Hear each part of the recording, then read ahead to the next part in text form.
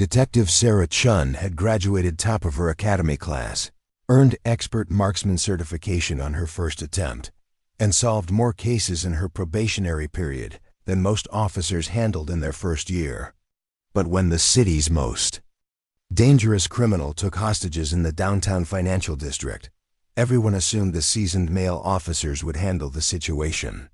They had no idea that within the next 6 hours, the woman they dismissed as just another rookie would take a shot that would redefine what it meant to be a police sniper. Before we jump back in, tell us where you're tuning in from.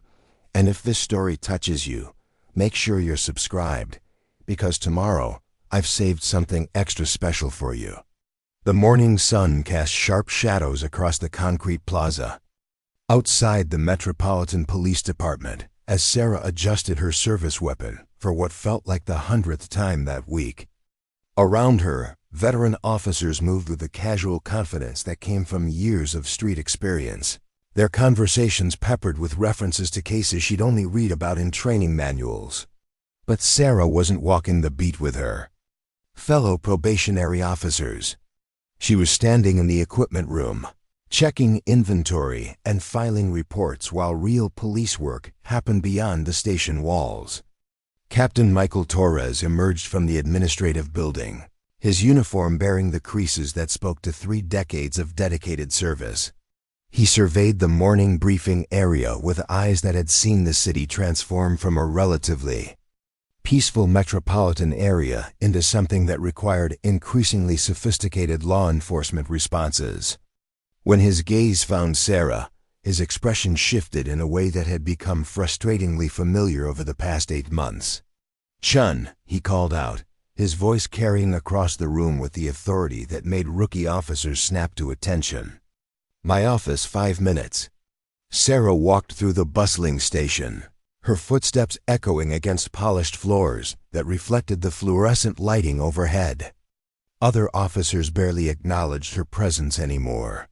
After 8 months of being assigned to desk duties, evidence processing, and administrative support, she'd become part of the institutional background, visible but not particularly noteworthy in the daily rhythm of police operations.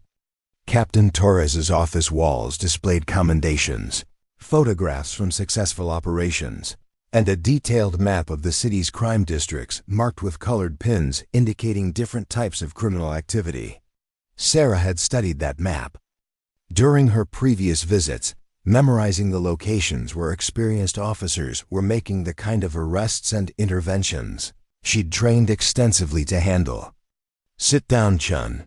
Torres settled behind his desk without making direct eye contact. "I've been reviewing your performance evaluations again." Sarah remained standing, a habit she'd developed during similar conversations throughout her probationary period.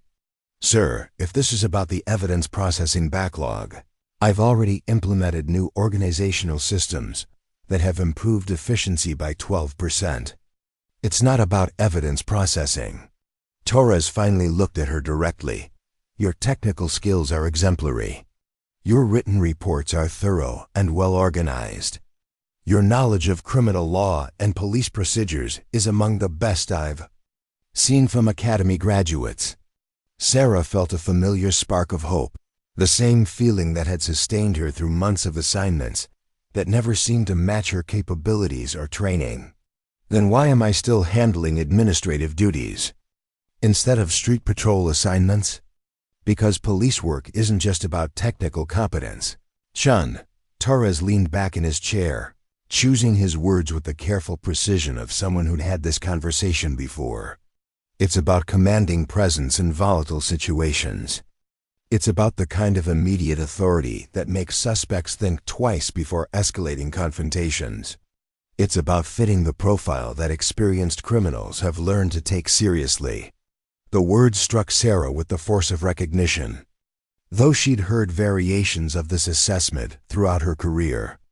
Not from Torres directly, but from the whispered conversations that quieted when she entered a room, from the patrol assignments that somehow never included her name, from the way training exercises were modified whenever she was scheduled to participate in scenario work.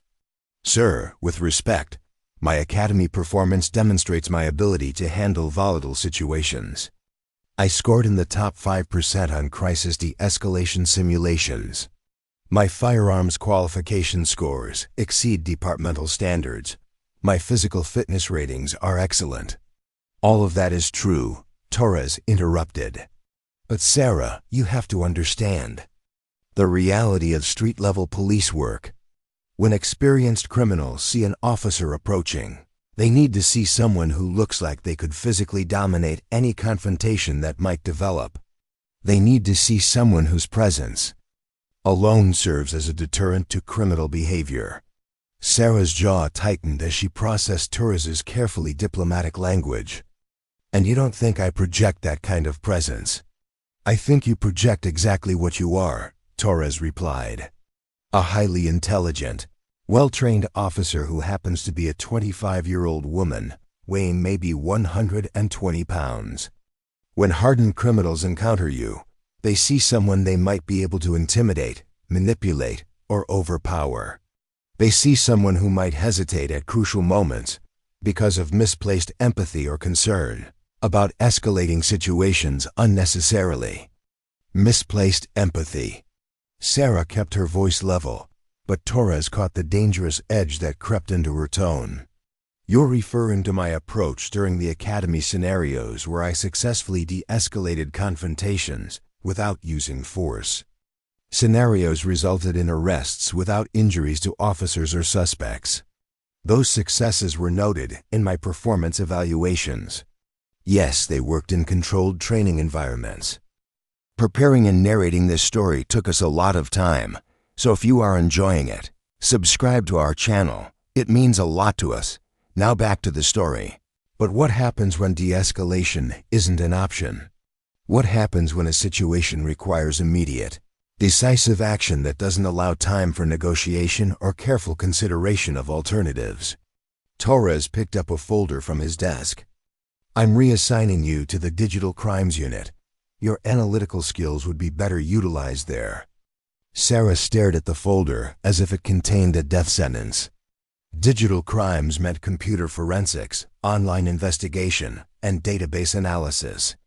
It meant working in an office environment, reviewing evidence that other officers had collected from actual crime scenes.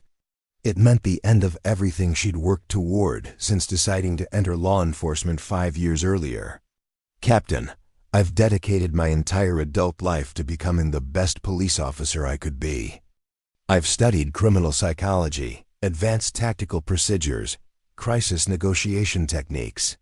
I've maintained peak physical condition and continuously improved my marksmanship skills. You can't simply dismiss all of that because I don't fit some predetermined image of what a street officer should look like. I can and I am, Torres replied with the finality that ended most disagreements in paramilitary organizations. The decision is effective immediately. Report to Lieutenant Martinez in the Digital Crimes Unit tomorrow morning. Sarah felt the familiar burning sensation in her chest that accompanied every conversation like this throughout her career.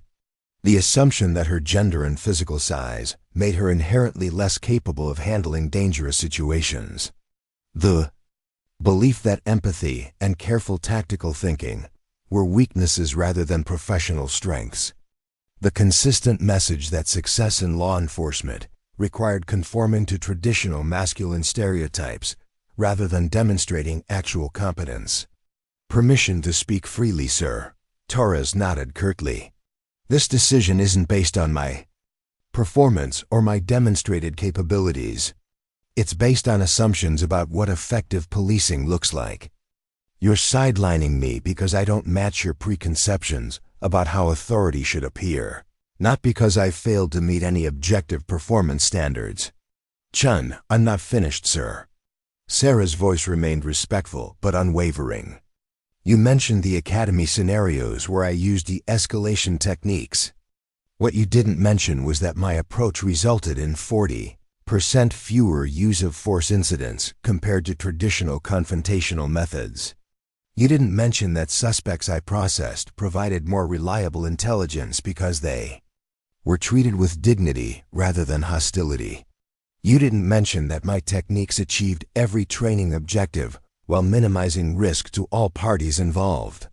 Torres's expression hardened as he realized Sarah was challenging the fundamental assumptions underlying his decision. Your techniques may have succeeded in training environments, but real police work requires officers who can project strength through presence alone. The situations we're facing now demand immediate compliance from criminal suspects, not extended negotiations that might provide opportunities for dangerous escalation. What situations? Sarah asked. I haven't been briefed on any specific threats that would require changes to standard police procedures. That's because you're not cleared for operational intelligence anymore, Torres said, standing to signal the end of their conversation. Report to Lieutenant Martinez tomorrow. That's an order. Sarah saluted and turned to leave, but Torres's voice stopped her at the door. Chen, for what it's worth, you're a dedicated officer. You're just not the right officer for the challenges we're anticipating. As Sarah walked back through the station, she noticed how other officers looked at her with expressions ranging from pity to relief that they wouldn't need to work alongside someone whose methods might compromise their units' reputations. A few younger officers watched with something that might have been sympathy, but they quickly averted their gazes when senior personnel noticed their attention. Sarah had always known this moment might come. Despite her achievements, despite proving herself capable in every measurable way, she'd never truly been accepted as one of them. Her success was always qualified, always explained as exceptional circumstances rather than demonstrated competence. Her techniques were praised in training reports while being dismissed as impractical for real-world applications. She thought about her father, Detective Chen, who had served 28 years with the department before retiring with full honors. He'd taught her that police work was fundamentally about protecting people who couldn't protect themselves, about standing between innocent citizens and those who would harm them. He'd never told her that her effectiveness in that mission would be judged primarily by whether she looked intimidating enough to fit traditional expectations about law enforcement presence. But as Sarah walked toward an uncertain future in digital crimes analysis, she had no way of knowing that within 18 hours, everything would change.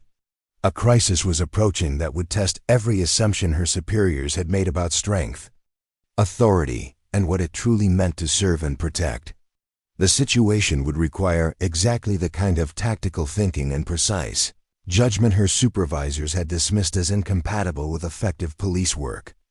Sarah spent her final morning in the patrol division, organizing case files and completing evidence processing tasks that would be transferred to other officers. The work felt mechanical, almost ritualistic, as she prepared to transition from the career she'd planned to a role that felt like professional exile. Lieutenant Martinez had called to schedule an orientation meeting for the following day, his voice carrying the polite indifference of someone accepting a transfer he hadn't requested. The Digital Crimes Unit occupied a floor of the police headquarters that Sarah had visited only during academy training. The offices were modern and well-equipped, filled with computer workstations and analysis equipment that represented the cutting edge of technological investigation capabilities. But the environment felt sterile compared to the dynamic energy of patrol operations, where officers dealt with immediate human problems that required real-time solutions. Detective James Wilson, who'd graduated from the academy 2 classes behind Sarah, approached her desk with the sympathetic expression of someone offering condolences. I heard about your reassignment, Chen. Martinez runs a good unit, and the digital crimes work is really important for modern law enforcement. You'll probably like the regular hours and office environment. Wilson meant well, but his assumption that she'd prefer predictable desk work over street patrol revealed how completely her colleagues misunderstood her motivations for entering law enforcement.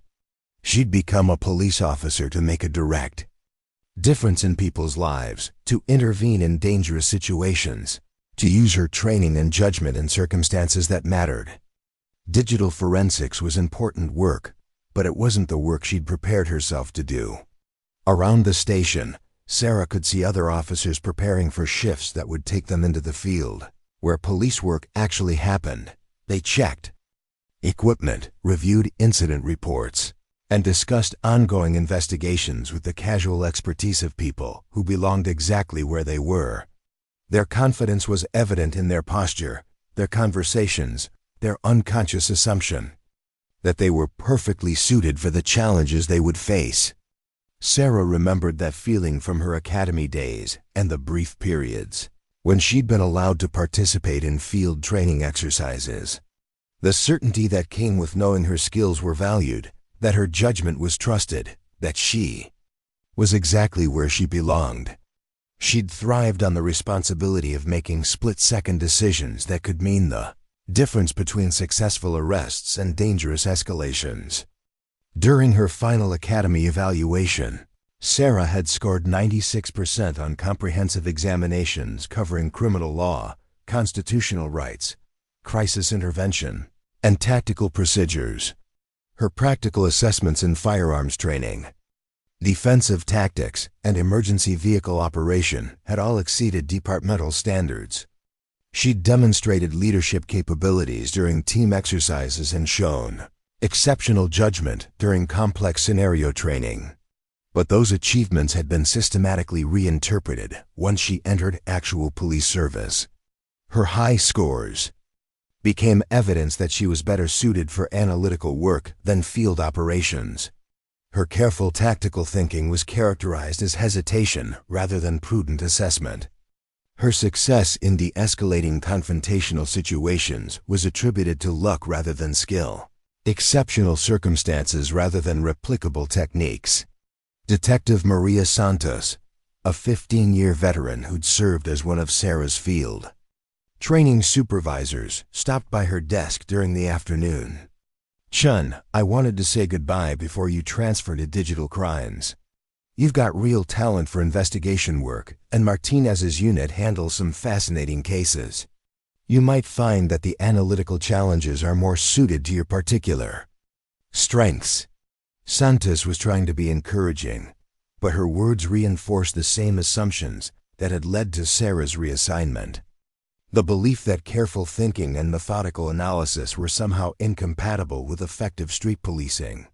The idea that officers could be categorized as either action-oriented or intellectually oriented, but not both. The persistent notion that women were naturally better suited for support roles rather than direct law enforcement activities. Sarah appreciated Santos's intentions, but she couldn't shake the feeling that she was being systematically excluded from the work she'd trained for based on characteristics that had nothing to do with her actual capabilities. Her gender, her size, her thoughtful approach to problem solving, her preference for precision over overwhelming force, had all been interpreted as disqualifications rather than professional assets. As the afternoon progressed, Sarah found herself thinking about the cases she'd studied during academy training. Situations where quick thinking and cultural sensitivity had prevented violence. Incidents where careful observation and patient investigation had led to successful arrests that more aggressive approaches might have compromised. Examples of effective policing that didn't conform to the intimidation-based model her supervisor seemed to prefer. She thought about Detective Jennifer Wu, who'd become the first Asian American woman to command a major crimes unit in the city's history. Wu had faced similar challenges early in her career, but had eventually proven that diverse perspectives and non-traditional approaches could enhance rather than compromise law enforcement effectiveness. Her methods had been studied and adopted by police departments across the country. But Wu's success had required decades of persistence and exceptional circumstances that might not be replicable for other officers facing similar institutional barriers. Her achievements were celebrated as remarkable exceptions rather than examples that challenged fundamental assumptions about who was suited for different types of police work. Sarah finished her last report and cleaned out her desk, removing personal items she'd accumulated during 8 months of hoping her assignment situation would improve. The photographs, reference materials, and small mementos represented a career that had never quite materialized the way she'd envisioned during her academy training. Officer David Kim, another academy graduate who'd been assigned to patrol duties, immediately upon completing his probationary period, approached with genuine concern. "Chen, I can't believe they're moving you to digital crimes. Everyone knows you're one of the most prepared officers to come out of the academy in years. This reassignment doesn't make any sense based on your performance." Kim's support meant something, but it also highlighted the arbitrariness of the decisions that had shaped Sarah's career trajectory. Other officers with comparable or inferior academy performance had been given opportunities she'd been denied.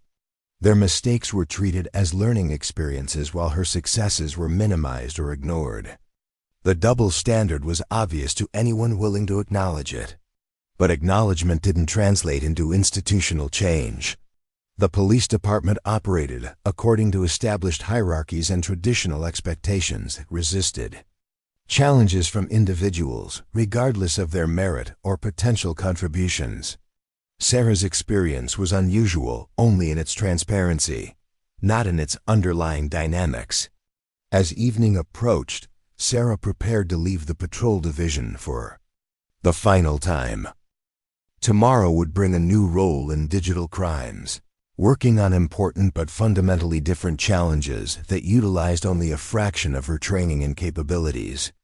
The transition felt like a form of professional death, the end of aspirations that had motivated her through years of preparation and dedication. But as Sarah gathered her belongings and said goodbye to colleagues who wished her well while secretly feeling relieved that her non-traditional approach wouldn't challenge their established methods, she had no idea that in less than 12 hours, everything would change.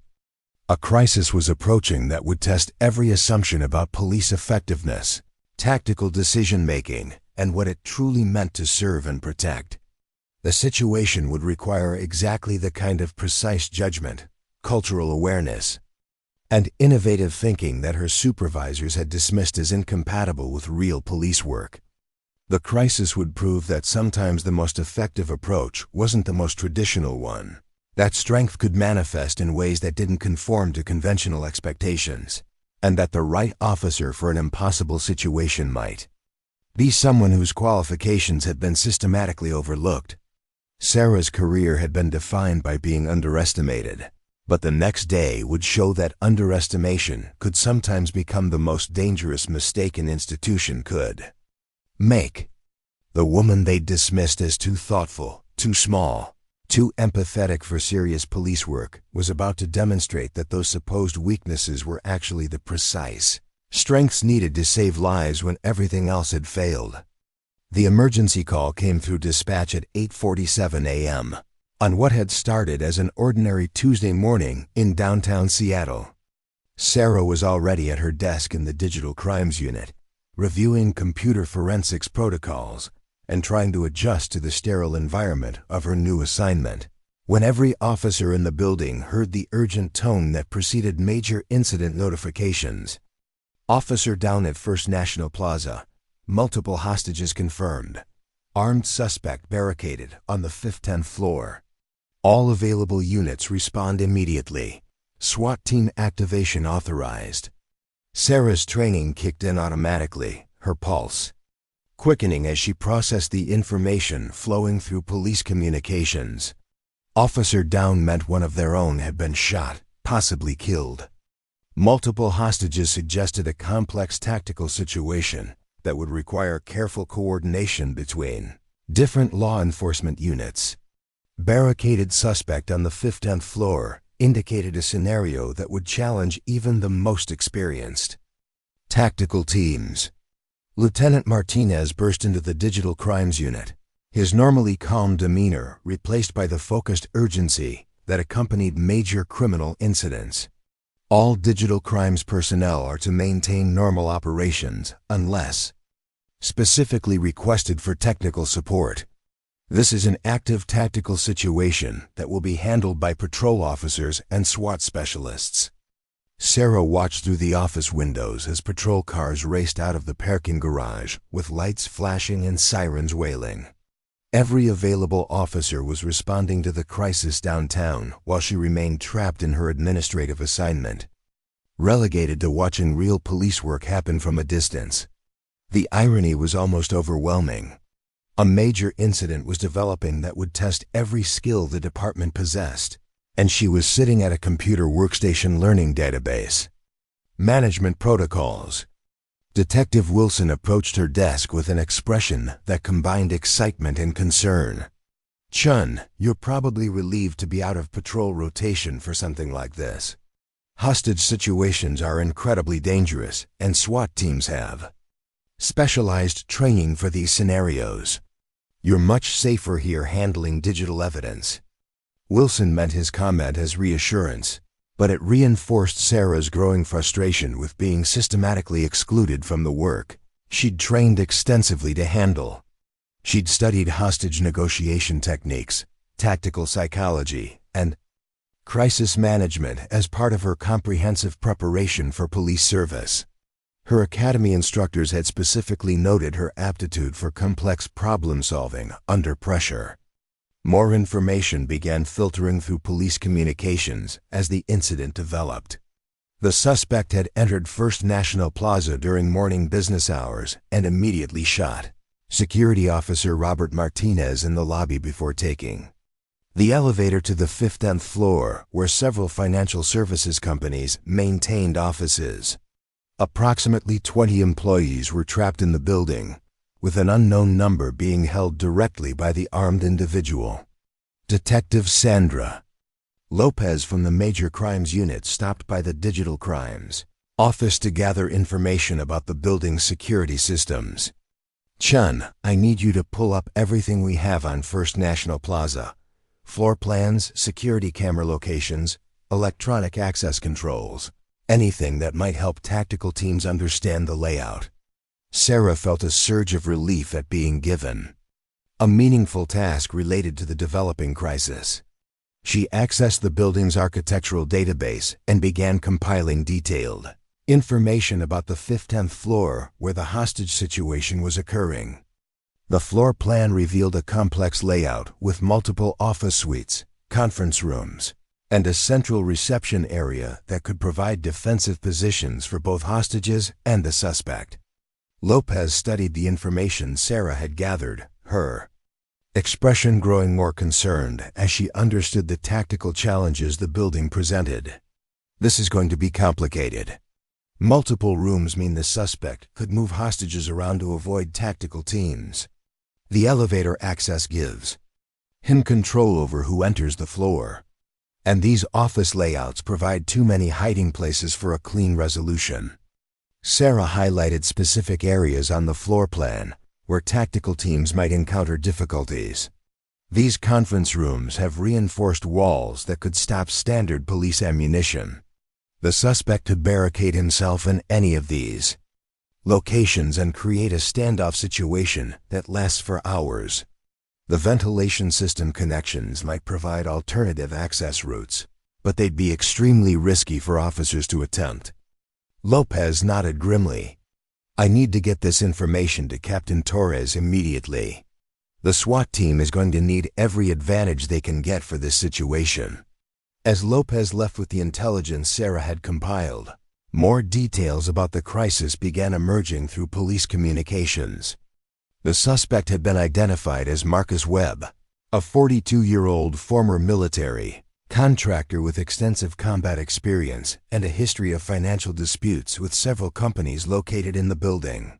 Webb had apparently lost his security clearance and employment following an incident involving inappropriate use of force during an overseas contract assignment. His subsequent lawsuit against his former employer had been unsuccessful, leaving him facing significant financial difficulties and expressing increasingly hostile sentiments toward the corporate entities he blamed for his situation. Detective Patricia Adams from the Behavioral Analysis Unit arrived at the Digital Crimes Office seeking additional information about Webb's background. "Sarah, I understand you've been working on the technical aspects of this situation. Can you pull up Webb's digital footprint, social media posts, online activity, anything that might give us insight into his current mental state and possible motivations?" Sarah accessed multiple databases and began constructing a comprehensive profile of Webb's recent online behavior. What she discovered was troubling. Over the past 6 months, Webb had posted increasingly aggressive content targeting financial services companies, expressing rage about corporate responsibility for veteran employment problems and making vague threats about making people pay for their betrayal of military personnel. His social media activity showed a pattern of escalating anger, combined with detailed knowledge of security procedures, tactical operations, and weapons capabilities that suggested he was not simply an angry civilian expressing frustration online. Webb's background included specialized training in hostage situations, counter-terrorism operations, and psychological warfare techniques that would make him an extremely dangerous adversary for conventional police responses. Adams reviewed the information with growing alarm. This profile suggests someone who's been planning this incident for months, not someone acting on impulse. Webb understands police tactics and has experience anticipating law enforcement responses. He's chosen this location and timing deliberately to maximize his advantages and minimize ours. Sarah continued analyzing Webb's digital activity and noticed something that made her blood run cold. In several recent posts, Webb had referenced specific tactical scenarios from military training manuals, including detailed discussions of how to defeat SWAT team entry procedures and neutralize police sniper positions.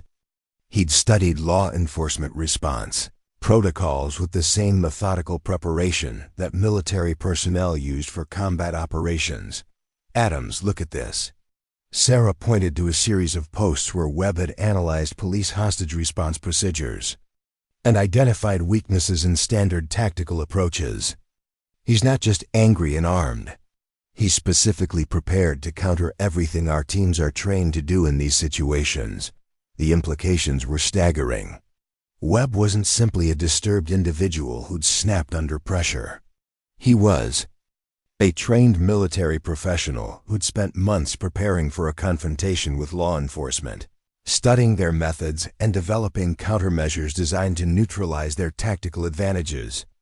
The SWAT team was walking into a situation where their opponent understood their capabilities better than they understood his. Adams grabbed her phone and called Captain Torres directly. "Sir, we have a major problem with the threat assessment for the first national situation. The suspect has extensive military training and has been studying police tactical responses for months. He's specifically prepared to counter standard SWAT procedures." Sarah could hear Torres's voice through the phone demanding more details about Webb's background and capabilities. Adams explained the intelligence they'd gathered while Sarah continued analyzing Webb's online activity for additional information that might help tactical teams understand what they were facing. What she found next made the situation even more dire. Webb had posted detailed observations about the First National Plaza building, including security camera positions, guard rotation schedules, and structural information that suggested he'd been conducting surveillance for weeks. He'd planned every aspect of his operation with military precision, choosing his location and timing to maximize his tactical advantages. Captain Torres arrived at the Digital Crimes Unit within 20 minutes, his expression reflecting the gravity of the developing crisis. "Chen, I need you to brief me on everything you've discovered about Webb's preparation and capabilities. The SWAT team is requesting detailed intelligence before they attempt any tactical operations." Sarah organized the information she'd compiled into a comprehensive threat assessment that painted a disturbing picture of their adversary. Webb had military experience with hostage situations, extensive knowledge of police tactics, detailed surveillance of the target location, and months of preparation for this specific confrontation. He'd essentially created the perfect scenario for defeating conventional law enforcement responses. Torres studied the intelligence with the expression of someone recognizing that his tactical assumptions had been fundamentally wrong. The SWAT team was preparing for a standard hostage situation, but Webb had engineered circumstances that would neutralize their standard approaches. Their training and equipment were designed for confronting civilian criminals, not military professionals, who understood their methods and had prepared specific countermeasures. Chen, this intelligence changes everything about our tactical approach. Torres paused, clearly struggling with the implications of what Sarah had discovered. The SWAT team's standard procedures aren't going to work against someone who studied those procedures and prepared specifically to defeat them. We need different strategies that Webb hasn't anticipated. Sarah felt her pulse quicken as she realized Torres was acknowledging that conventional approaches would fail against this particular adversary. The same tactical methods that had been deemed essential for effective police work were proving inadequate for a situation that required different kinds of thinking and alternative strategies. More concerning information continued arriving through police communications. Webb had established contact with negotiators and was making demands that revealed the sophisticated nature of his planning. He wanted specific corporate executives brought to the building to answer for their treatment of military contractors. He demanded media coverage of his grievances against companies that abandoned veterans after using their services. Most disturbing, he demonstrated detailed knowledge of police response protocols and made it clear that he was prepared for extended tactical confrontation. Detective Michael Foster from the Tactical Intelligence Unit joined the briefing, bringing additional information about Webb's military background that confirmed Sarah's assessment. Webb served 2 tours in Iraq as a security contractor specializing in protective operations for high-value targets. He received advanced training in counter-surveillance, tactical psychology, and defensive operations designed to defeat superior numbers through superior planning and positioning. The picture that emerged was of an adversary who possessed every advantage except numerical superiority, and who had deliberately chosen circumstances that minimized the value of superior numbers. Webb controlled the high ground, held defensive positions, possessed detailed knowledge of police capabilities, and had planned his operation to exploit weaknesses in standard law enforcement responses. Captain Torres looked at the assembled intelligence personnel with the expression of someone facing an impossible tactical problem. We need options that Webb hasn't considered. Standard SWAT procedures are compromised because he studied them extensively. Negotiation may be ineffective because he's prepared for psychological pressure techniques. Even sniper options are limited because he's positioned himself to avoid traditional shooting positions. Sarah found herself analyzing the tactical problem with the same methodical approach she'd used during academy training scenarios. Webb's advantages were based on his knowledge of conventional police methods and his preparation for standard responses. But his preparation also represented a potential weakness if unconventional approaches could be developed that he hadn't anticipated. Sir, Webb's planning appears focused on defeating aggressive tactical responses and standard negotiation techniques. But his background suggests someone who thinks in terms of traditional military confrontation models. He may not have prepared for approaches that fall outside conventional tactical frameworks. Torres studied Sarah with renewed attention. What kind of approaches are you suggesting? Sarah felt the familiar combination of confidence and uncertainty that accompanied moments when her non-traditional thinking might prove valuable. Webb's military background means he expects police to respond with overwhelming force and direct confrontation. He's prepared for SWAT teams, snipers, and psychological pressure. But he may not be prepared for approaches that emphasize understanding rather than domination. Detective Foster looked skeptical. Chen, this isn't a training exercise. We're dealing with an armed military professional who's holding 20 hostages. Unconventional approaches could get people killed if they don't work. Sarah nodded, understanding the legitimate concerns about experimenting with untested methods during a life-threatening crisis. But conventional approaches are also likely to get people killed because Webb has specifically prepared to defeat them. At some point, we have to acknowledge that standard procedures aren't sufficient for non-standard threats. The debate was interrupted by urgent communications from the scene. SWAT teams had attempted to establish positions around the building, but had discovered that Webb could observe their movements through security cameras he'd apparently hacked into or disabled selectively. He was using the building's own surveillance system to monitor police activities while remaining invisible to their observation. Even more troubling, Webb had demonstrated his tactical capabilities by accurately predicting police positioning and movement patterns. He'd called the negotiation team and described exactly where SWAT personnel were located, what equipment they were carrying, and what tactical approaches they were preparing to attempt. His knowledge was so detailed that it suggested either inside information or extraordinary preparation. Captain Torres received another call from the scene commander, and Sarah could see the growing concern in his expression as he listened to reports that confirmed their worst fears about the tactical situation. When he ended the call, his face reflected the weight of command decisions that offered no good options.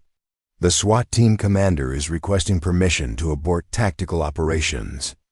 Webb's countermeasures are too effective, and attempting standard approaches would likely result in casualties among both officers and hostages. But negotiation attempts have been unsuccessful because Webb isn't making rational demands that can be addressed through normal procedures. Sarah felt the familiar frustration that came with watching preventable disasters develop because institutional thinking couldn't adapt to circumstances that required different approaches. Webb had created a perfect tactical problem by combining military expertise with detailed preparation and favorable positioning. Conventional solutions were failing because the problem had been specifically designed to defeat conventional solutions. Detective Adams approached with additional intelligence that made the situation even more complex. Webb has been in contact with several other military contractors who've had similar experiences with corporate betrayal. There's a possibility that this incident is part of a larger coordinated effort to force changes in how veterans are treated by private security companies. The implications were staggering. If Webb was part of a larger movement, the crisis could spread to other locations where similar incidents might be developing simultaneously. Law enforcement agencies across the country could be facing coordinated attacks by military professionals who understood police tactics and had prepared comprehensive countermeasures. Torres rubbed his temples with the gesture of someone confronting problems that exceeded his preparation and experience. We need solutions that work, and we need them quickly. Webb's demand suggests he's prepared for an extended confrontation. But we can't maintain this level of tactical alert indefinitely. Other criminal activity continues throughout the city, and we're running out of resources to manage multiple crises simultaneously. Sarah looked at the intelligence reports, building schematics, and tactical assessments that covered every available surface in the Digital Crimes Unit office. Somewhere in that information was the key to resolving the crisis safely, but finding it required thinking beyond the conventional frameworks that had proven inadequate. She thought about her academy training in crisis psychology, her studies of successful hostage resolutions, and her analysis of cases where unconventional approaches had succeeded where traditional methods had failed. Webb's sophistication was both his greatest strength and his potential weakness. His preparation was so thorough that it might have made him rigid in his expectations about how the situation would develop. "Sir, I'd like to request permission to review Webb's complete digital footprint for psychological insights that might suggest alternative approaches to resolving this crisis. His online activity might reveal assumptions about police behavior that could be exploited through unexpected responses." Torres nodded grimly. Chen, at this point I'm willing to consider any approach that might work better than what we've tried so far. You have full access to whatever resources you need. But understand that lives depend on whatever insights you can provide. As Sarah dove deeper into Webb's digital history, looking for psychological patterns that might suggest alternative resolution strategies, she had no idea that within hours she would be facing the most important decision of her career. The crisis was about to escalate in ways that would test every assumption about police effectiveness. And the woman who'd been dismissed as too thoughtful for real police work was about to discover that thoughtful analysis might be the only thing standing between success and catastrophe.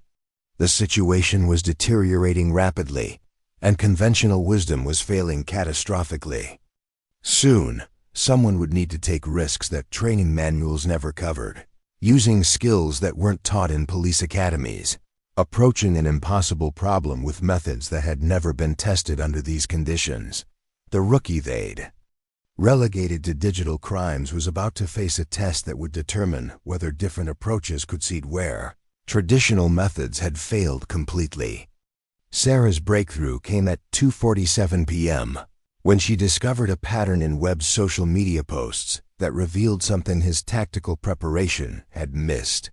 Hidden beneath his aggressive rhetoric about corporate betrayal was a deeper psychological profile that suggested vulnerability rather than pure hostility. Webb wasn't just a trained killer seeking revenge. He was a broken veteran desperately trying to restore meaning to a life that had been systematically dismantled by institutional indifference.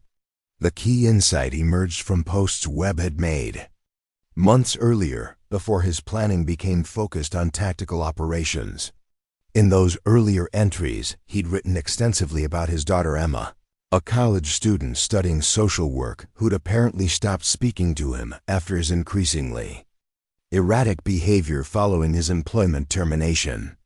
The posts revealed a father's anguish about losing connection with the person who mattered most to him.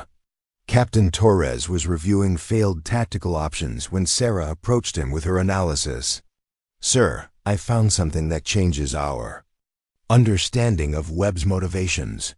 This isn't primarily about corporate revenge or making political statements. It's about a father who's lost everything that gave his life purpose, including his relationship with his daughter." Torres looked up from tactical reports with the exhausted expression of someone who'd run out of conventional solutions. "Chen, we've tried psychological profiling. Webb isn't responding to standard negotiation techniques because he's too sophisticated about police procedures. He knows exactly what we're trying to do and why it won't work on someone with his training." Sarah spread printouts of Webb's social media history across Torres's desk, highlighting the posts about his daughter. "Sir, Webb's tactical preparation focused on defeating law enforcement responses, but he didn't prepare for personal emotional appeals that bypass his professional defenses. His military training taught him to resist interrogation and psychological pressure, but it didn't prepare him for genuine empathy about his personal losses." Detective Adams joined the conversation, studying the posts Sarah had identified. These entries about his daughter show a completely different psychological profile than his tactical planning posts. The tactical Webb is methodical and hostile, but the father Webb is vulnerable and desperate for connection. Those are two different psychological targets that require completely different approaches. Torres remained skeptical about abandoning proven negotiation protocols for experimental approaches based on personal psychology. "Chen, even if your analysis is correct, we don't have trained negotiators who specialize in parental relationship dynamics. Our people are trained for hostage crisis communication, not family therapy sessions." "That's exactly why it might work," Sarah replied. "Webb expects professional negotiators using standard psychological techniques. He's prepared for every approach our trained specialists might attempt. But he's not prepared for someone who understands his personal situation and can speak to his grief about losing his daughter rather than his anger about losing his job." The suggestion hung in the air like smoke from an explosion, dangerous and impossible to ignore. Sarah was proposing to abandon established hostage negotiation protocols in favor of an untested approach based on personal psychology rather than professional training. She was suggesting that someone with no formal negotiation experience might succeed where trained specialists had failed. Detective Foster voiced the obvious concern that everyone was thinking. Chen, negotiating with armed hostage takers requires specialized training that takes years to develop. Webb has already demonstrated that he can identify and counter professional psychological techniques. Sending an untrained person into that situation could trigger exactly the kind of violent escalation we're trying to prevent. Sarah had anticipated this objection and prepared her response carefully. Webb's countermeasures are designed to defeat professional negotiators who follow established protocols and psychological frameworks. But his preparation doesn't include defenses against someone who approaches him as a father rather than a tactical target. His emotional vulnerabilities are completely separate from his professional capabilities. The debate was interrupted by urgent communication from the scene. Webb had released 2 hostages, both women in their 20s, but had made it clear that this gesture was designed to demonstrate his control rather than indicate willingness to surrender. The released hostages reported that Webb seemed increasingly agitated about time pressure and was making references to deadlines that suggested he had planned specific timing for whatever he intended to accomplish. Captain Torres took the call. With visible tension, listening to reports that confirmed everyone's fears about the developing situation. When he ended the communication, his expression reflected the weight of decisions that offered no acceptable outcomes. Webb is escalating, rather than negotiating. He's given us until 6 p.m. to meet demands that we can't fulfill, and he's made it clear that he's prepared to start killing hostages if we don't comply with his timeline. Sarah felt time compressing around her like a physical force. Webb's deadline gave them less than 3 hours to find a solution that conventional methods had failed to provide. Every minute of continued tactical stalemate brought 18 innocent people closer to death because their rescue required thinking outside the parameters established law enforcement was willing to consider. "Sir, I need to ask you a direct question," Sarah said. "If you knew with absolute certainty that I could resolve this crisis safely, but doing so would violate every protocol we've been trained to follow, would you authorize me to make the attempt?" Torres stared at Sarah for several seconds before responding. "That's not a fair question, Chen.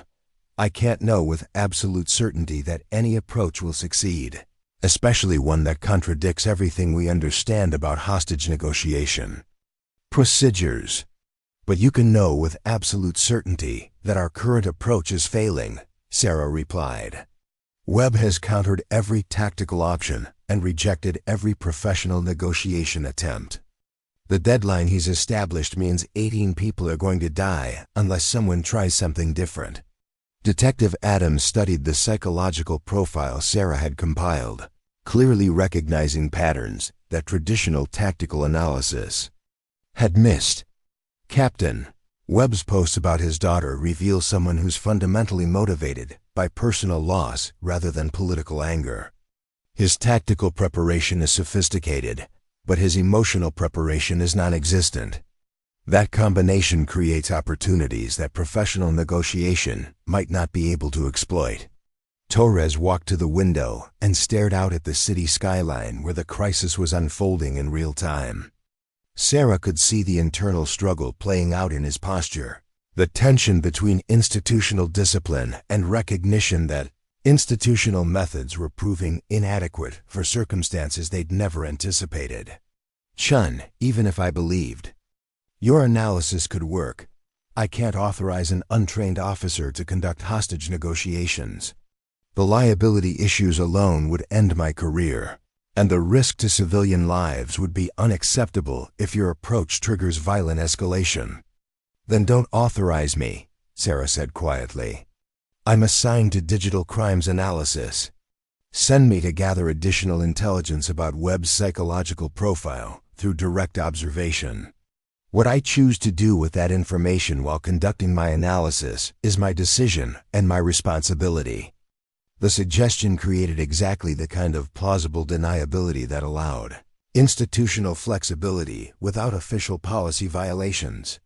Torres would be authorizing intelligence gathering rather than negotiation attempts. Sarah would be conducting analysis rather than diplomatic intervention. What emerged from that analysis would be outside the scope of official operations. Detective Foster looked between Sarah and Torres with the expression of someone recognizing that a dangerous decision was being made through careful technicalities. "Captain, if Chen approaches Webb directly and the situation goes wrong, we'll have an officer casualty in addition to civilian hostages." The tactical complications could make everything worse rather than better.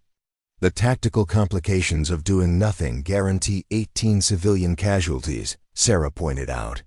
Webb's deadline isn't negotiable, and our conventional approaches have already failed. At some point, we have to acknowledge that safe options don't exist and choose between different kinds of risk. Torres closed his eyes for several seconds, clearly weighing 18 innocent lives against career survival, moral obligation against institutional loyalty, the certainty of failure against the possibility of catastrophe. When he opened his eyes, they held the resolve of someone who had chosen to prioritize lives over protocol. "Chen, you have 2 hours to conduct intelligence analysis through direct observation of the suspect's psychological state. Your analysis will require you to travel to the scene and assess Webb's mental condition through whatever methods you determine appropriate for gathering accurate information." Sarah felt her heart rate spike as she realized Torres was giving her exactly what she'd requested: unofficial authorization for an official mission that would either save 18 lives or add her name to the casualty list. She was being given permission to attempt what everyone else had deemed impossible, using methods that had never been tested under these conditions. Detective Adams approached with tactical equipment that wasn't standard for intelligence analysis assignments. "Chen, your field analysis will require specialized communication equipment and personal protection gear. I've prepared everything you might need for extended observation activities in challenging environments." Sarah understood that Adams was providing her with tactical support while maintaining the fiction that she was conducting intelligence gathering rather than hostage negotiation. The equipment included communication devices, protective vest, and emergency medical supplies that would be essential if her approach failed and the situation deteriorated. As Sarah prepared to leave for the scene, she reviewed everything she'd learned about Webb's psychological profile and personal history. His tactical capabilities were formidable, but his emotional vulnerabilities were exactly what conventional negotiation had failed to address. His professional preparation was comprehensive, but his personal preparation was non-existent. Torres stopped her at the door with words that carried more weight than official orders or tactical directives. "Chen, bring them home safely. All of them." The weight of 18 lives and her own survival settled on Sarah's shoulders as she left the station and drove toward downtown Seattle. Webb was expecting continued tactical pressure and professional negotiation attempts. He was prepared for everything the police department had tried so far and confident that he could counter anything else they might attempt using established procedures. But he wasn't prepared for someone who understood that his anger was masking grief, that his tactical planning was covering desperate emotional need, that his sophisticated preparation had overlooked the simple human reality that he missed his daughter more than he hated his former employers. He wasn't prepared for someone who would approach him as a father rather than a tactical target. Sarah parked 2 blocks from First National Plaza and walked through police perimeters toward the building where 18 lives depended on her ability to reach beyond Webb's professional defenses and connect with the broken father hiding behind military precision. The next 2 hours would determine whether understanding could overcome expertise, whether empathy could defeat tactical advantage, whether the rookie they'd dismissed as too thoughtful for real police work could accomplish what trained specialists had failed to achieve. The approach she was about to attempt had never been tried under these conditions, never been tested against military-trained hostage-takers, never been validated by professional negotiation standards. But sometimes the most important missions required abandoning everything you'd been taught and trusting that human connection could bridge differences that tactical superiority couldn't overcome. Sarah entered the building where Marcus Webb was, waiting with 18 hostages and a carefully planned timeline for what he believed would be his final confrontation with institutional authority. Neither of them knew that the next 90 minutes would determine whether a father's love could prove stronger than a soldier's training, whether vulnerability could defeat preparation, whether the shot she was about to take would save 18 lives or cost 19. The elevator doors opened onto the 15th floor at 4:23 p.m., revealing a scene that bore no resemblance to the normal business environment Sarah had studied in building schematics. Overturned furniture created defensive positions. Security cameras had been systematically disabled or repositioned, and the careful arrangement of obstacles suggested military expertise applied to civilian architecture. Marcus Webb had transformed an office environment into a tactical fortress designed to defeat any conventional police response. Sarah stepped into the reception area with her hands clearly visible, moving slowly enough to demonstrate non-threatening intent while maintaining the confident posture that her academy training had taught her to project in dangerous situations. The silence was oppressive, broken only by the hum of air conditioning systems and the distant sounds of police activity filtering up from the street below. Webb's voice came from somewhere beyond the reception desk, calm and controlled despite the circumstances. "You're not SWAT, and you're not a negotiator. Small woman, alone, no tactical gear. Either the police department is more desperate than I anticipated, or someone finally decided to try a different approach." Sarah moved toward the voice, navigating between furniture barriers that had been positioned to funnel any approaching personnel into predetermined killing zones. Webb's tactical preparation was evident in every detail, from sight lines that eliminated cover positions to defensive arrangements that would force attackers into vulnerable exposures. He had created perfect conditions for defeating superior numbers through superior positioning. "Mr. Webb, my name is Sarah Chen. I'm here because I've been studying your situation, and I think there are aspects of what you're going through that haven't been properly understood or addressed by the people you've been talking with so far." Webb emerged from behind a reinforced position near the windows, his weapon held ready but not immediately threatening. He was exactly what Sarah had expected from his military background, someone who's bearing projected competence and control even under extreme stress. But she could also see fatigue around his eyes and tension in his posture that suggested emotional exhaustion beneath tactical precision. "Officer Chen, I've been monitoring police communications for the past 6 hours. I know exactly what approaches your colleagues have attempted and why those approaches were designed to fail against someone with my training and preparation. What makes you think you can succeed where trained specialists couldn't?" Sarah had prepared for this challenge, knowing that Webb would test her credibility immediately and dismiss anything that sounded like standard psychological manipulation. "Because I'm not here to manipulate you or defeat you tactically. I'm here because I've read your posts about Emma, and I understand that losing your relationship with your daughter hurts more than losing your job or your security clearance or your financial stability." Webb's expression shifted almost imperceptibly, moving from calculated assessment toward something that might have been surprise. His weapon remained ready, but Sarah noticed his grip relax slightly as he processed her words.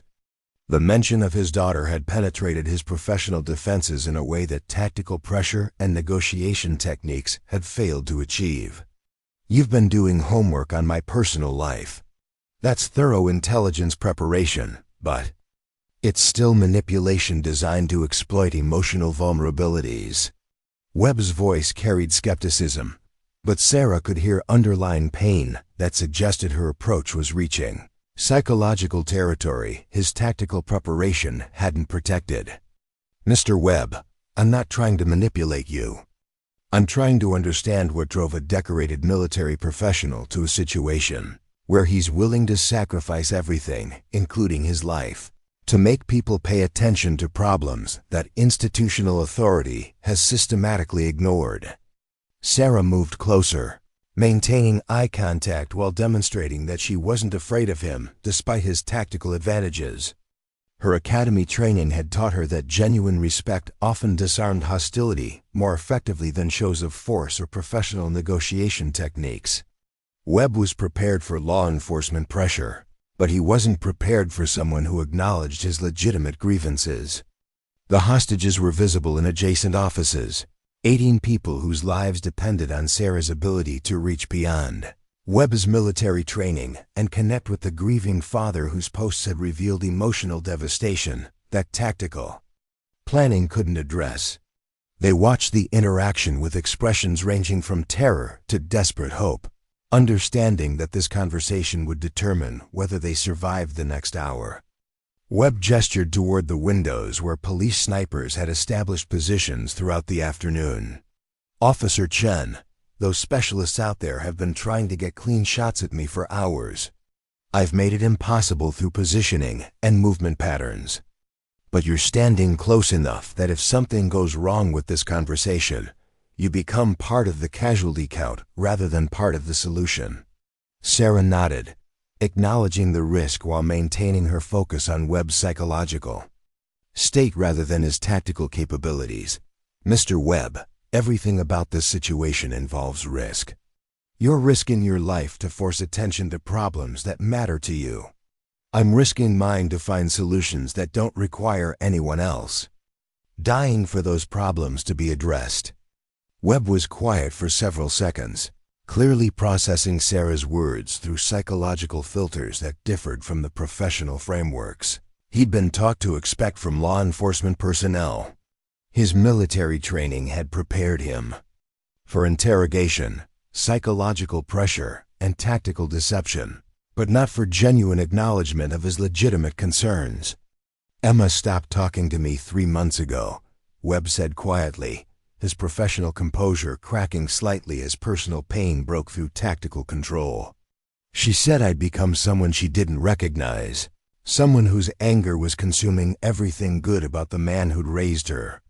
She was right, but I didn't know how to stop being angry about systematic betrayal without giving up on justice entirely."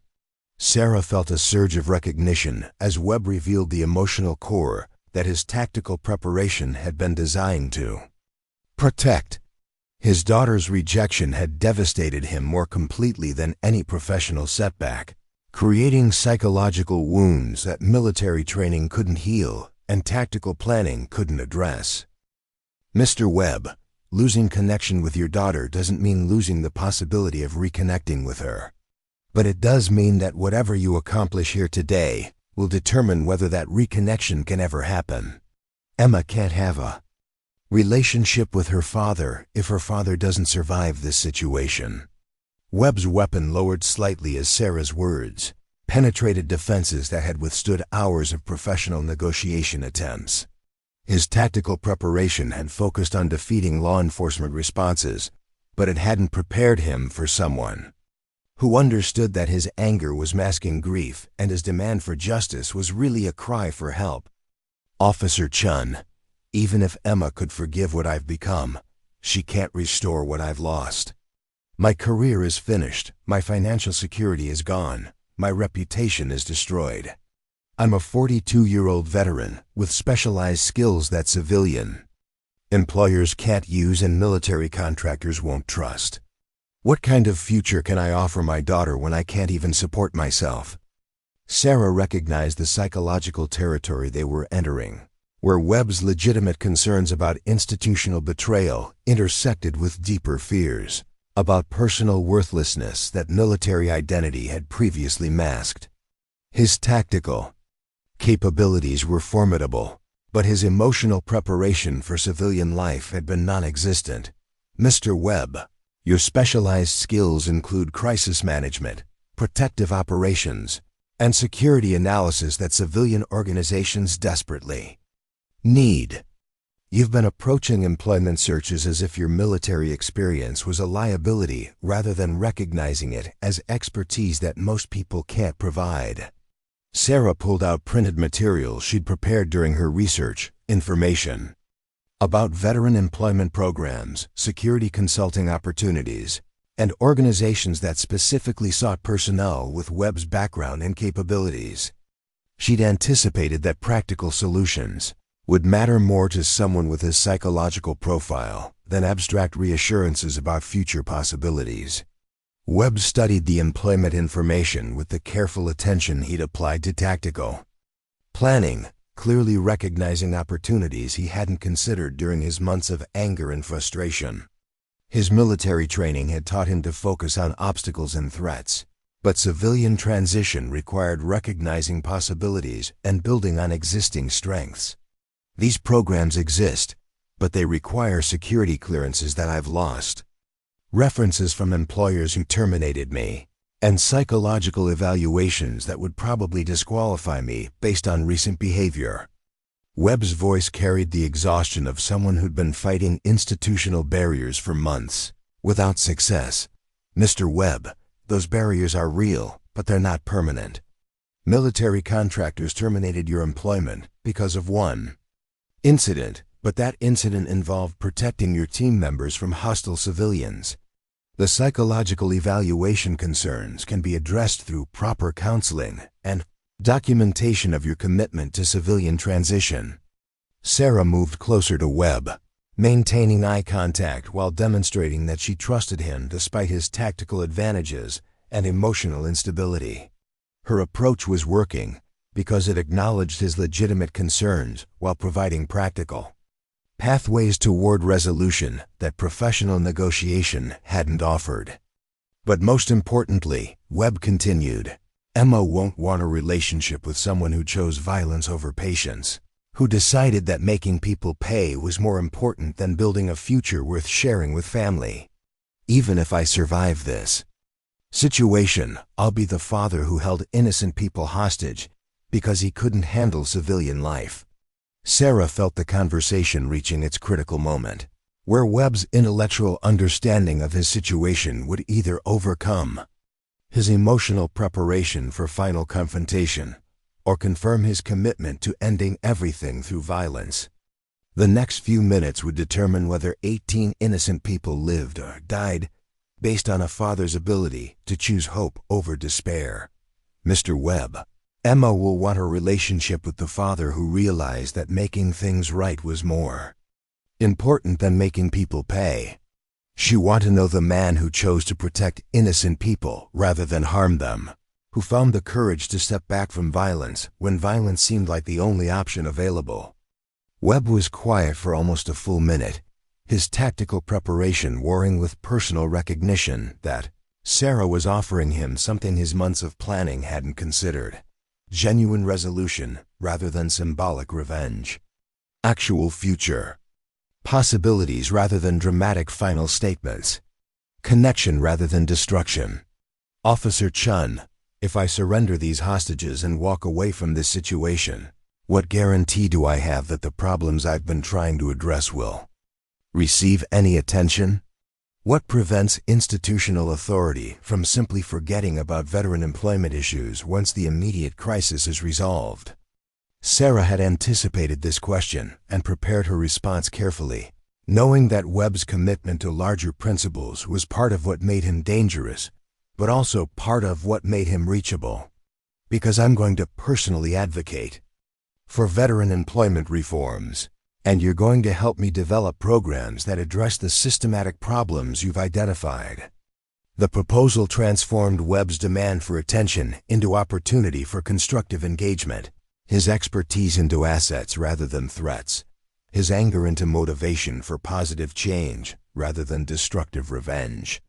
Sarah was offering him the chance to achieve his goals through collaboration rather than confrontation.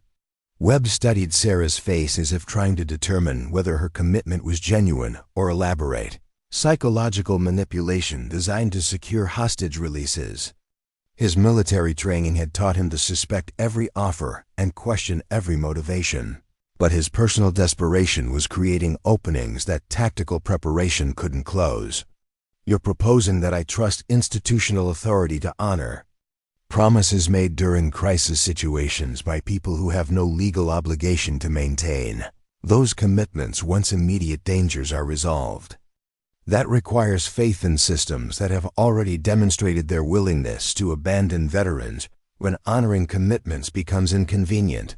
Mr. Webb, I'm not asking you to trust institutional authority. I'm asking you to trust me personally, and to trust that your expertise and experience can create changes that benefit other veterans facing similar situations.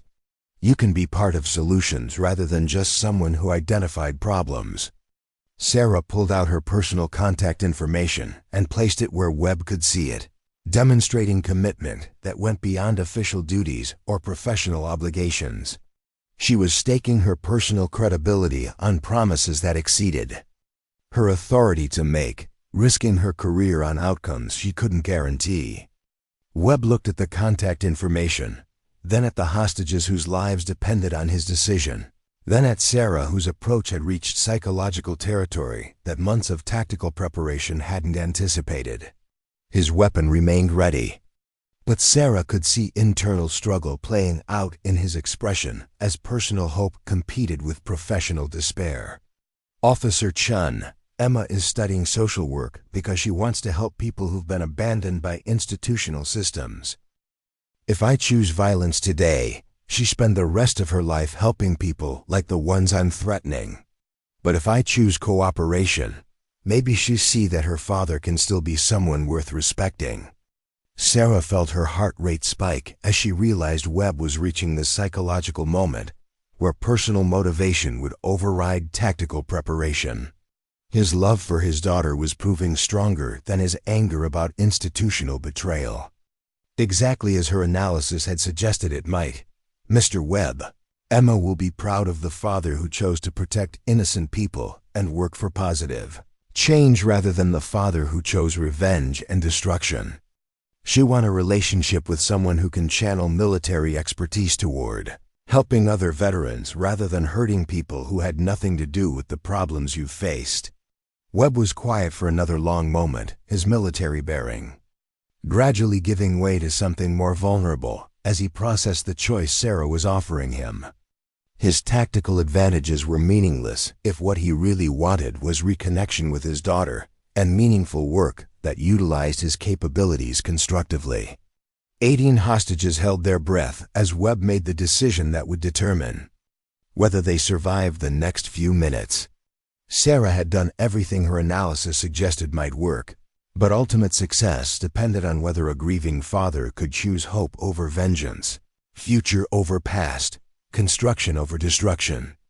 Webb slowly lowered his weapon and placed it on the floor between them, his hands shaking slightly as he abandoned the tactical preparation that had sustained him through months of planning and 6 hours of confrontation.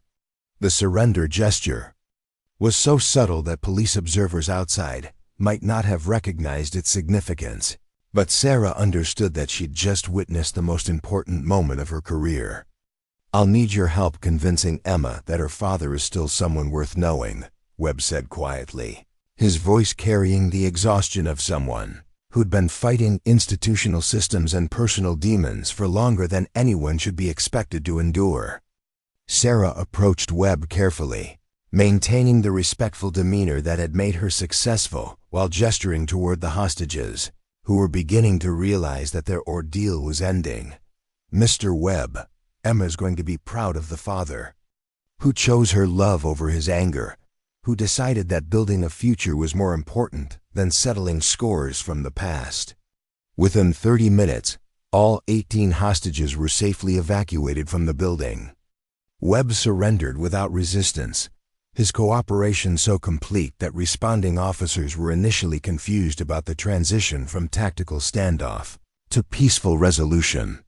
Sarah's approach had worked so effectively that the crisis ended. Not with dramatic confrontation, but with quiet recognition that violence had never been necessary. 6 months later, Sarah stood before the Seattle City Council wearing the Medal of Valor that Mayor Rodriguez had personally awarded for her role in resolving the first National Plaza crisis, the veteran employment program she developed with. Webb's consultation were being implemented across Washington state, proving that institutional problems could be addressed through collaboration rather than confrontation. Captain Torres, who had originally reassigned her to digital crimes, now served as her deputy in the newly created Crisis Resolution unit that specialized in situations requiring psychological insight rather than tactical force. The unconventional negotiation techniques Sarah had developed were being taught at police academies nationwide, demonstrating that some problems required understanding rather than overwhelming response. Webb himself sat in the gallery, having completed counseling programs and secured employment with a veterans advocacy organization that valued his expertise in military to civilian transition challenges. Most importantly, Emma sat beside him, their relationship rebuilt through the recognition that people could change when given appropriate support and meaningful opportunities for positive contribution. Sarah's proudest moment came when a young female officer approached after the ceremony. "Ma'am, I've been studying your crisis resolution methods. When they said rookies couldn't handle complex negotiations, you proved that sometimes the most effective approach comes from people who think differently about what effectiveness means." Sarah smiled, remembering her father's words about protecting people who couldn't protect themselves. The most important shots aren't always fired from weapons, officer. Sometimes they're words spoken at exactly the right moment to exactly the right person in exactly the right way. Sometimes the shot that saves the most lives is the one that chooses understanding over force. The crisis at First National Plaza had ended not with tactical superiority or negotiation expertise, but with one person's willingness to see beyond professional preparation and connect with human vulnerability. Sarah had taken the shot of a lifetime, not with her service weapon, but with empathy, insight, and the courage to trust that understanding could overcome preparation, that connection could defeat expertise, that sometimes the rookie's fresh perspective was exactly what experienced professionals needed to remember about why they'd chosen to serve and protect in the first place. 5 years after the first National Plaza incident, Detective Sarah Chen walked through the halls of the newly constructed Crisis Resolution Training Center, watching as police officers from departments across the country practiced the techniques she developed during that desperate afternoon when conventional wisdom had failed catastrophically. The center bore her name, but more importantly, it represented a fundamental shift in how law enforcement approached seemingly impossible situations. The afternoon sun streamed through floor-to-ceiling windows as Sarah observed a training scenario where Officer Jennifer Walsh was attempting to de-escalate a simulated domestic violence situation. Walsh was using the psychological assessment protocols Sarah had refined over years of studying cases where empathy proved more effective than authority, where understanding defeated force, where listening accomplished what shouting never could. Commander Lisa Rodriguez approached with the quarterly training reports that showed remarkable statistics about officers who'd completed Sarah's specialized programs. Incidents resolved without violence had increased by 67% among trained personnel. Officer injuries during crisis interventions had dropped to the lowest levels in departmental history. Most significantly, community trust in police effectiveness had improved dramatically in jurisdictions where Sarah's methods had been implemented. Sarah, the Seattle model is being adopted by police departments in 43 states, Rodriguez announced with obvious pride. Your crisis resolution techniques are preventing the kind of tragedies that used to be considered inevitable when mental health issues intersected with law enforcement responses. You've fundamentally changed how officers think about their role in community safety. The success was gratifying, But Sarah remained focused on the individual officers whose careers would be shaped by learning that strength came in many forms. That effectiveness couldn't be measured solely by immediate compliance, that the most important victories often looked different than traditional law enforcement training had suggested. Each officer who learned to see beyond surface behaviors to underlying human needs represented potential lives saved in future crises. Detective Marcus Williams entered the observation area, carrying case files from recent incidents where Sarah's techniques had proven successful in situations that might have ended tragically under conventional approaches. A barricaded veteran in Portland who surrendered after officers acknowledged his service rather than demanded his compliance. A suicidal teenager in Phoenix who accepted help after police demonstrated understanding of her family situation rather than just focusing on immediate safety protocols. Chen, the FBI wants to discuss incorporating your methods into their hostage rescue training curriculum, Williams reported. They're particularly interested in situations involving military personnel or others with specialized training who might be prepared to counter traditional negotiation approaches. Your psychological assessment framework could prevent incidents like Webb from escalating to tactical confrontations. Sarah nodded, understanding that institutional acceptance of her methods represented validation she'd never expected to receive after being dismissed as too thoughtful for real police work. But the true measure of success wasn't professional recognition or curriculum adoption. It was the knowledge that officers trained in her techniques were preventing crises rather than just responding to them, building community trust rather than simply enforcing compliance. The training center's main conference room hosted weekly sessions where experienced officers shared stories about incidents where Sarah's methods had made crucial differences. Today's session included testimonials from situations across the country where psychological insight had prevented violence, where cultural understanding had resolved conflicts, where patience had achieved what aggression never could. Sergeant David Kim from the Los Angeles Police Department addressed the group of trainees with the conviction of someone whose career had been transformed by learning different approaches to familiar problems. 6 months ago, I would have approached every crisis situation with the assumption that immediate control was the primary objective.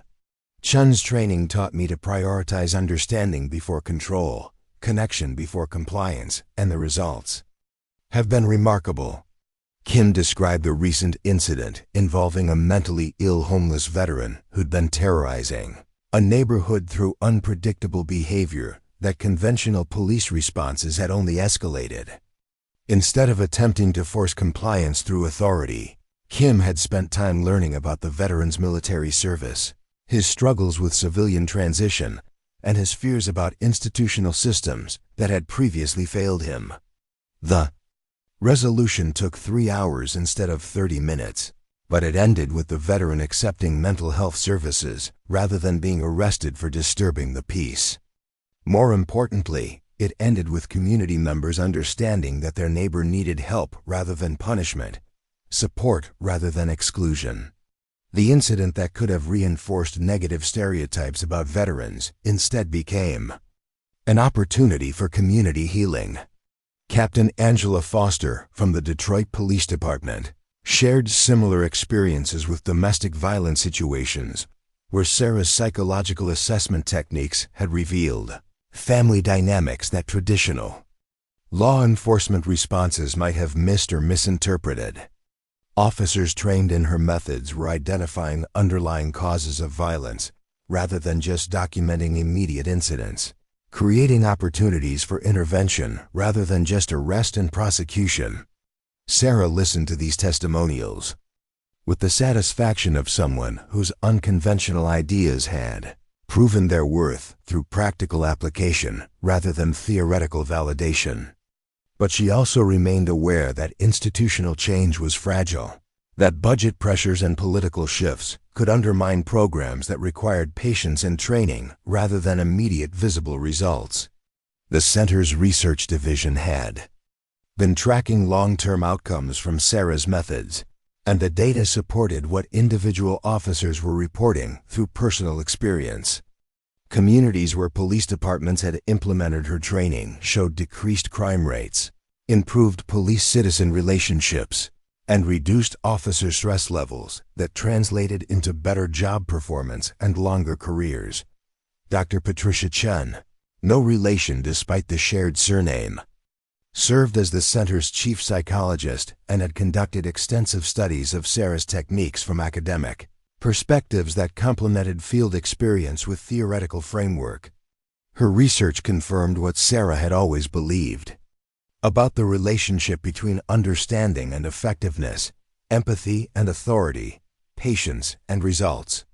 Sarah, your methods work because they address the psychological reality that most people in crisis situations are more responsive to genuine human connection than to displays of power, Dr. Chen explained during their weekly consultation meeting.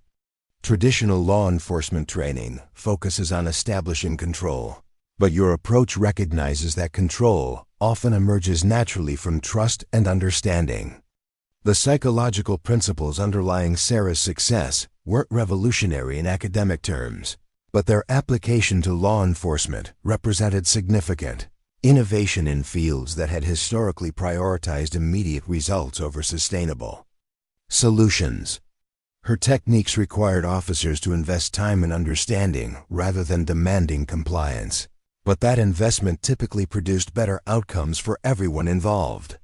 Marcus Webb had become an unexpected partner in developing and refining the training programs that grew out of his own crisis experience. His insights about the psychological state of individuals facing institutional pressures had proven invaluable for creating scenarios that prepared officers for the complex human realities they would encounter in similar situations. Webb now served as a consultant for veteran transition programs and had helped design training modules that addressed the specific challenges faced by military personnel adjusting to civilian life. His transformation from hostage-taker to advocate represented the kind of positive outcome that Sarah's methods were designed to achieve, where problems became opportunities for constructive change rather than just sources of conflict. Emma Webb had completed her social work degree and often spoke at the training center about her experience as a family member affected by institutional failures and individual crisis. Her perspective provided officers with understanding of how their actions impacted not just immediate situations, but entire family systems that might be struggling with complex challenges. The most rewarding aspect of Sarah's work was watching officers discover that effectiveness in law enforcement could be measured in ways beyond immediate compliance and rapid resolution. Officers trained in her methods reported greater job satisfaction, stronger community relationships, and personal growth that enhanced both their professional capabilities and their understanding of human nature. Lieutenant Michael Torres, who had originally transferred Sarah to digital crimes, now served as Deputy Director of the Crisis Resolution Training Center. His transformation from skepticism to advocacy represented the kind of institutional change that Sarah had hoped to achieve through demonstrating rather than arguing for alternative approaches. Chen, when I moved you out of patrol duties, I thought I was protecting the department from methods that seemed too risky for real police work, Torres admitted during a recent staff meeting. I couldn't see that conventional approaches were actually riskier because they failed to address the human elements that determine whether situations escalate or resolve peacefully. Torres had become one of Sarah's most effective advocates within law enforcement communities that remained skeptical about techniques that prioritize psychology over tactics, understanding over authority, patience over immediate action. His credibility as a veteran officer who'd initially opposed her methods made him particularly persuasive with colleagues who shared his original concerns. The success of Sarah's programs had attracted international attention from law enforcement agencies seeking alternatives to approaches that had proven inadequate for modern challenges involving mental health, cultural diversity, and complex social Problems that required sophisticated responses rather than simple enforcement actions. Representatives from police departments in Canada, Australia, and several European countries had visited the training center to observe Sarah's methods and consider adaptation for their own contexts. The universal applicability of her psychological principles suggested that human nature transcended cultural boundaries in ways that made effective techniques transferable across different institutional frameworks. Sarah's proudest achievement was the knowledge that officers trained in her methods were preventing tragedies rather than just responding to them, building communities rather than just maintaining order, creating positive change rather than simply managing problems. Each successful resolution represented families that remained intact, individuals who received help rather than punishment, communities that became stronger rather than more divided. The techniques she developed during desperate hours at first. National Plaza had evolved into comprehensive training programs that addressed everything from traffic stops to domestic violence, from mental health crises to terrorist threats. The underlying principles remained constant, while applications adapted to specific circumstances and institutional needs. As Sarah concluded her daily review of training activities and prepared to leave the center that bore her name, she reflected on the journey from dismissed rookie to recognized innovator. The qualities that had been characterized as weaknesses had proven to be strengths that law enforcement desperately needed but hadn't known how to identify or develop. Officer Maria Gonzalez approached with updates from field applications of Sarah's methods, success stories that continued accumulating as more departments implemented her training and more officers discovered that effectiveness came in forms they hadn't previously considered. Each report represented validation that understanding could overcome force, that empathy could achieve what authority alone never could. Sarah left the training center knowing that her work would continue expanding and evolving as new officers learned that the most important shot they might ever take wouldn't come from their service weapon. Sometimes the shot that saved the most lives was the decision to listen rather than demand, to understand rather than judge, to build bridges rather than enforce barriers. The rookie who'd been told she was too thoughtful for real police work had proven that thoughtfulness was exactly what real police work required. Her legacy lived in every officer who chose connection over control, every crisis resolved through understanding rather than force, every community that trusted law enforcement because officers had learned to trust them in return. Up next, you've got 2 more standout stories right on your screen. If this one hit the mark, you won't want to pass these up. Just click and check them out.